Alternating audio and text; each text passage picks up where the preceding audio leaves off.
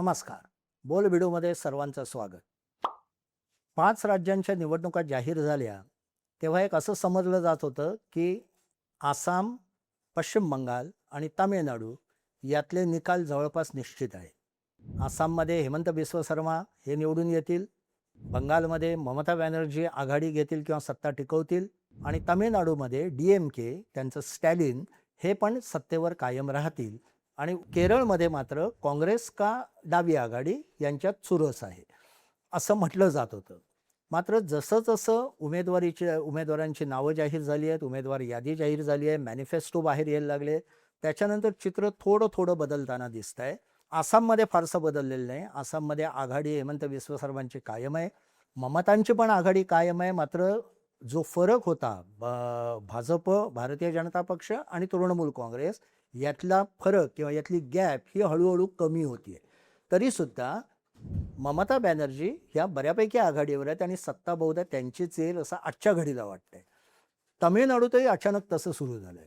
म्हणजे तमिळनाडूमध्ये अण्णा द्रमुक आणि द्रमुक या 2 पक्षांमध्येच तिथे गेली अनेक वर्ष लढाई होती. म्हणजे 67 साली डी-एम-केने म्हणजे द्रमुकने काँग्रेसकडनं सत्ता घेतली. त्याच्यानंतर आजपर्यंत काँग्रेसला तिथे पाय रोवता आलेले नाहीत. म्हणजे आत्ताच्या घडीला सुद्धा ओपिनियन पोलमध्ये काँग्रेसची मतसंख्या ही 4% एवढी आहे. म्हणजे आता भारतीय जनता पक्षाची मतसंख्या पण पुढे गेलेली आहे तामिळनाडूत. पण काँग्रेस 4% वरच आहे. पण तेव्हापासनं तिथली सत्ता एकतर डी-एम-केकडे असते, पुढच्या निवडणुकीत ती अण्णा डी-एम-केकडे जाते, पुन्हा त्याच्या पुढच्या निवडणुकीत ती पुन्हा डी-एम-केकडे येते. ह्याला अपवाद फक्त 2016 जेव्हा जयललिता यांनी सलग 2 वेळा सत्ता स्थापली त्यांची. बाकी प्रत्येक वेळी आलटून पलटून सत्ता होते. यावेळीही तसं होण्याची शक्यता आधी म्हणत होते, परंतु मधल्या काळात असं वाटत होतं की अण्णा डी-एम-के खूप मागे पडलाय. कारण त्यांचा अलायन्स नीट होत नव्हता आणि त्यांच्या नेतृत्वाबद्दल शंका होती आणि त्यातच विजय जोसेफ हा जो नट आहे, हे जे अभिनेते आहेत, त्यांनी जी मध्ये अचानक मुसंडी मारली आणि टी-व्ही-के नावाचा पक्ष स्थापन केलाय, त्यामुळे ही चित्र बदलत होतं. परंतु अलीकडचे ओपिनियन पोल असं दाखवत आहेत की पुन्हा एकदा द्रमुक आणि अण्णा द्रमुक हे अक्षरशः एकमेकांसारख्याच ताकदीने या निवडणुकीत आपलं बळ आजमावून बघत आहेत.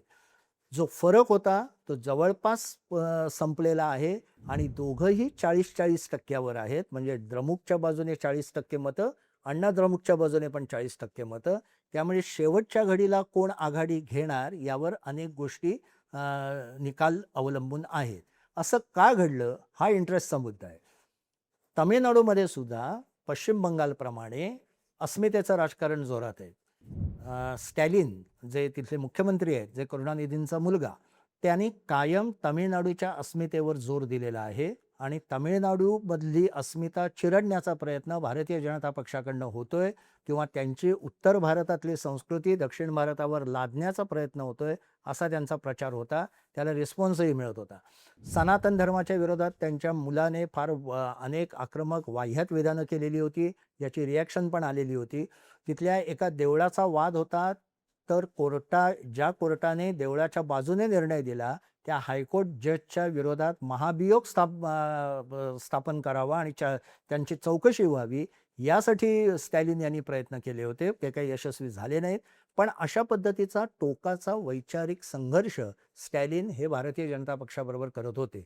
आणि जे बंगालमध्ये ममता बॅनर्जी म्हणतात की 2 गुजराती लोक बंगालवर आक्रमण करत आहेत, तसाच काहीसा प्रकार तामिळनाडूमध्ये स्टॅलिन म्हणत होते की शहा आणि मोदी हे तामिळनाडूवर आक्रमण करत आहेत आणि इथे सत्ता भारतीय जनता पक्षाची येणार आहे आणि ती तमिळ संस्कृतीला नष्ट करण्यासाठी ते काम करणार आहेत. हा प्रचार जो चालू होता आणि या सगळ्या प्रचारात अण्णा द्रमुक जो प्रमुख विरोधी पक्ष आहे तो थोडा झाकळला होता.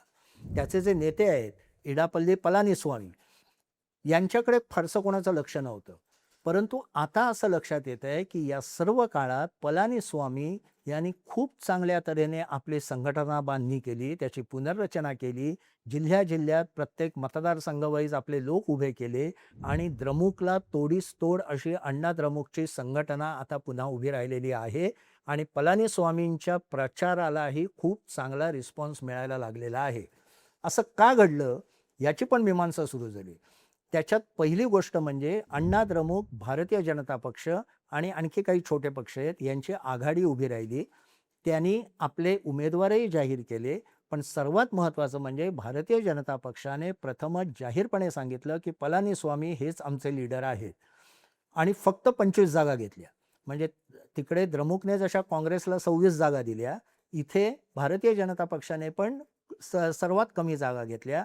त्यातून मेसेज असा गेला की तामिळनाडूचं राजकारण हे पुन्हा अण्णा द्रमुक किंवा द्रमुक यांच्यातच चालणार आहे. भारतीय जनता पक्ष याच्यात कुठेही फारसा हस्तक्षेप करू शकणार नाही, कारण त्यांच्यात संख्याच कमी आहे, जागाही त्यांनी कमी घेतल्या आहेत आणि मुख्य म्हणजे नेतृत्व हे तमिळ नेत्याला दिलेलं आहे. अण्णा द्रमुकचे जे प्रमुख पलानीस्वामी त्यांच्याकडे नेतृत्व गेलेलं आहे. याचा एक मोठा परिणाम म्हणजे इथे शिफ्ट झाला आहे अनेक गोष्टीत जे स्टॅलिननी एक स्ट्रॅटेजी ठरवली होती भारतीय जनता पक्षावर आक्रमण करायची किंवा त्याच्या विरोधात प्रचार करायची, ती आता त्यांना एकदम बदलावी लागते. कारण आता पुन्हा त्यांना समोर असलेल्या अण्णा द्रमुकशीच लढत द्यावी लागते. दोघंही तामिळ आहेत, दोघंही तामिळ संस्कृतीत नाहीत, दोघांची आयडिओलॉजी एकच आहे. कारण दोघेही द्रमुक मूळ पेरियार जे त्यांचे प्रमुख संस्थापक होते त्याच्याच या दोन शाखा आहेत. यामुळे सनातन धर्म विरुद्ध तामिळ संस्कृती हा प्रचाराचा जो रोख होता तो आता पूर्णपणे स्टॅलिन यांना बदलावा लागतोय. आणि पलानीस्वामी हे जे पहिल्यांदा 35% म्हणजे असं सांगत होते पहिले ओपिनियन पोल की 40% स्टॅलिनच्या बाजून लोक आहेत, 35% पलानीस्वामींच्या बाजून आहेत. ती गॅप भरत आता दोघंही 40%वर आलेले आहेत. म्हणजे जेवढी लोक स्टॅलिनच्या बाजूने म्हणतात की स्टॅलिन हे पुढचे मुख्यमंत्री व्हावेत, तितकीच मतदार आता पलानीस्वामी हे पण मुख्यमंत्री व्हावेत असं म्हणणारे झालेले आहे. हा जो ट्विस्ट आहे आणि हा जो भारतीय जनता पक्षाने फार सफाईने केला आहे, तिथे काँग्रेसने पण केलं आहे, पण काँग्रेसचं त्याच्यामागचं धोरण वेगळं आहे. भारतीय जनता पक्षाच्या लक्षात आलं की तामिळनाडूत आपल्याला इनरोड्स करायचे असतील, आपलं जर का सामर्थ्य वाढवायचं असेल, संख्या वाढवायची असेल, तर त्याला सध्याचा काळ अनुकूल नाही.